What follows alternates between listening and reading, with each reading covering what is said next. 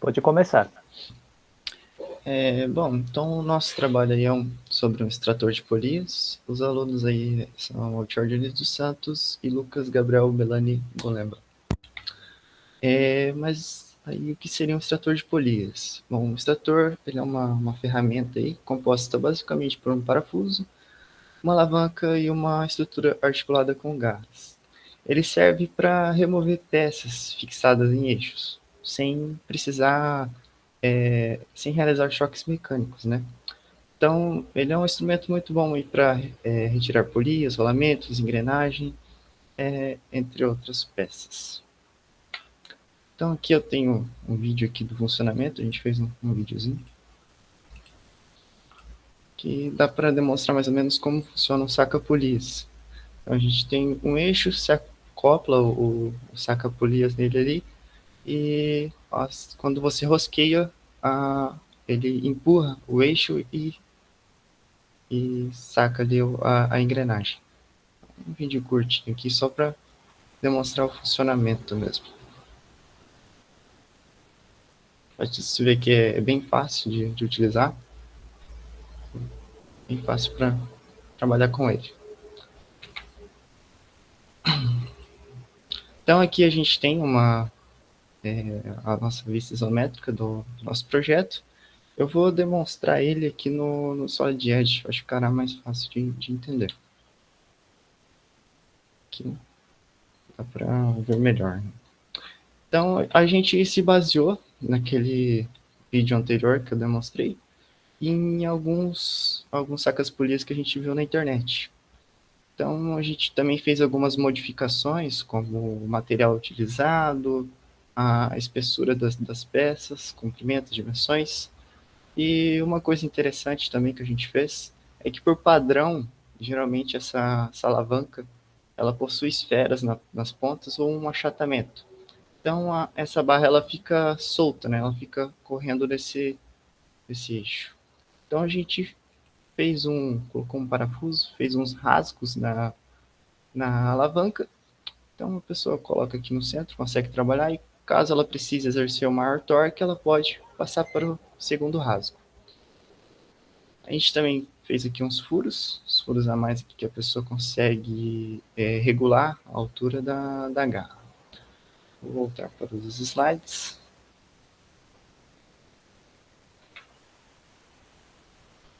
Aqui a gente fez uma animação no SolidEdge, mais ou menos do funcionamento,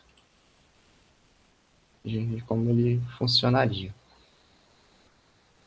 Meio aproximado, né?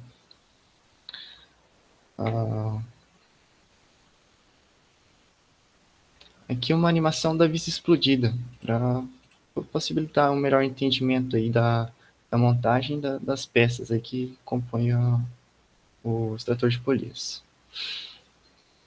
Facilitar para a pessoa, né? Aqui. Bom, a gente também fez uma análise de uma das peças, né?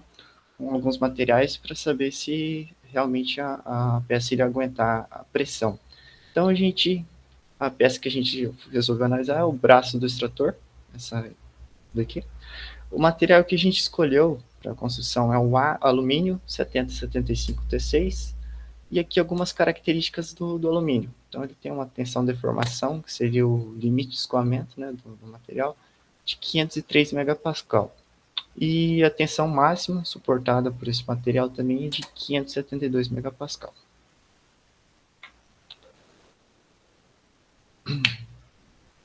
Uma, da- Então, opa, perdão, pode falar.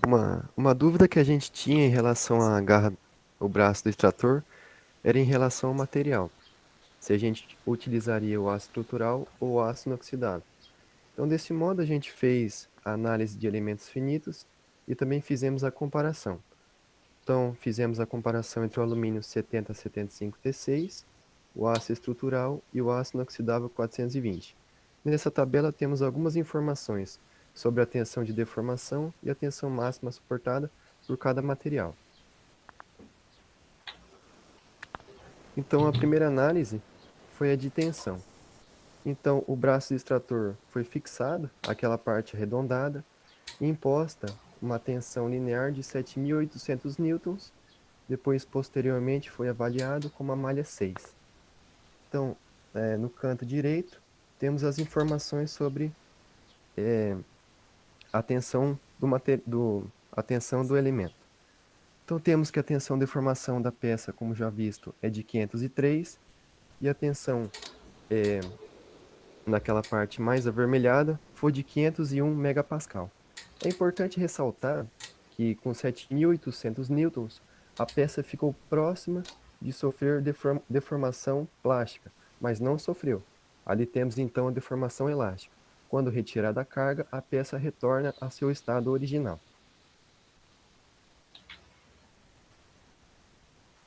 Então, em relação ao material, temos que o alumínio 7076 ele não se rompeu, e em relação aos outros materiais, né, que foram realizados os mesmos, eh, os mesmos testes ali em relação aos elementos finitos, temos que o aço estrutural se rompeu, porque a tensão máxima passou de até então o material se rompeu. O aço inoxidável, ele não sofreu ruptura, entretanto, ele sofreu uma deformação plástica.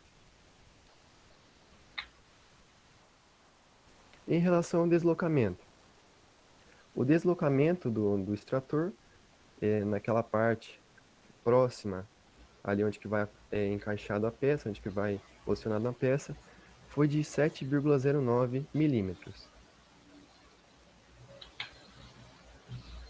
Então aqui temos uma animação do deslocamento e da tensão também da peça. Ali naquela parte mais clara é possível ver onde que a peça estava em seu estado original e depois quando foi aplicado a tensão.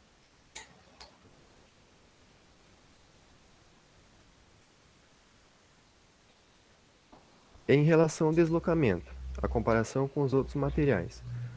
A garra de alumínio foi a que apresentou o maior deslocamento, né? Tanto é que foi 4,55 milímetros a mais que os outros materiais, que corresponde a aproximadamente 178% de deslocamento a mais em relação aos dois outros materiais, aos dois outros aços. Então, em questão do fator de segurança. O fator de segurança, se for calculado a razão entre a tensão até a deformação plástica e a tensão máxima, que foi encontrada com 7.800 newtons, dá cerca de 1,003.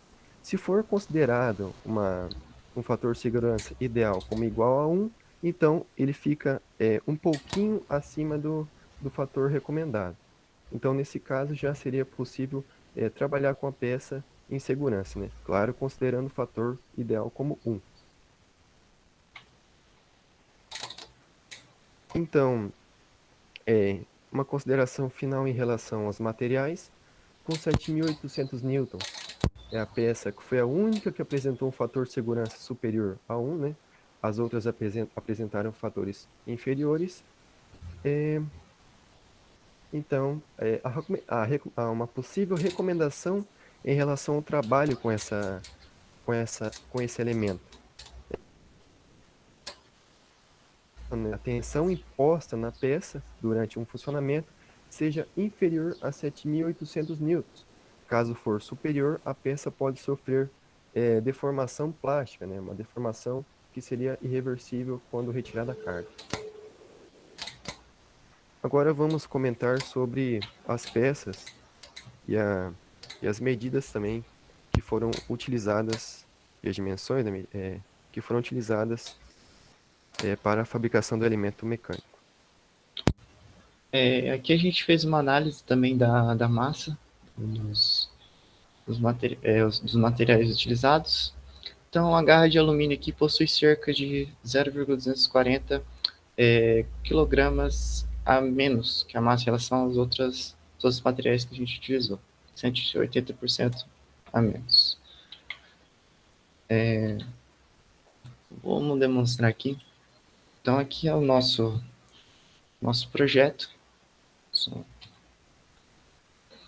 Então, aqui a nossa primeira folha de capa, a gente tem uma vista explodida. facilitar também o entendimento da montagem, a pessoa, com a vista explodida e a lista de itens, ela já consegue saber quais são as peças para a montagem do extrator e quais são os elementos já padronizados, parafusos e porcas, para a confecção do mesmo. Então aqui, para dar uma ideia mais ou menos, quais foram os materiais utilizados, e colocamos também uma vista frontal aqui da peça também. Bom, aqui temos a folha 1, essa aqui é a peça número 1, é o corpo central da peça, né? Quanto a ele, o que eu posso ressaltar seria as tolerâncias geométricas, né? Que a gente colocou nos furos da peça e as tolerâncias dimensionais. A gente deu uma atenção maior aos furos aí, né? Porque se eles estiverem mal posicionados aí, o extrator de polias vai trabalhar de forma torta. Então pode haver uma distribuição errada de força aí e acabar sobrecarregando uma das peças. A gente colocou também uma cota aqui de rugosidade, RZ25, nessas faces, que são as faces onde vai haver o deslizamento dessa segunda peça aqui, que é a chapinha, essa chapinha, né? Então a gente colocou essa cota aqui para ter uma superfície um pouco mais lisa, né? E facilitar ali o deslizamento das duas peças. Essa tolerância aqui significa então que o furo deve estar perpendicular à face F, e essa daqui. Então, como eu expliquei anteriormente, para a peça ficar bem certinho. Então, aqui tem a nossa segunda folha. Quanto aqui, diferente da outra, o processo é torneado. Então, a pessoa que vai interpretar o desenho já sabe que ela deve utilizar um torno para chegar nessa rugosidade aqui de 25 micrômetros. Aqui também colocamos outra tolerância geométrica de perpendicularidade em relação à face M. Então, todos os furos aqui eles vão estar perpendiculares à face M. Bom, acho que é isso.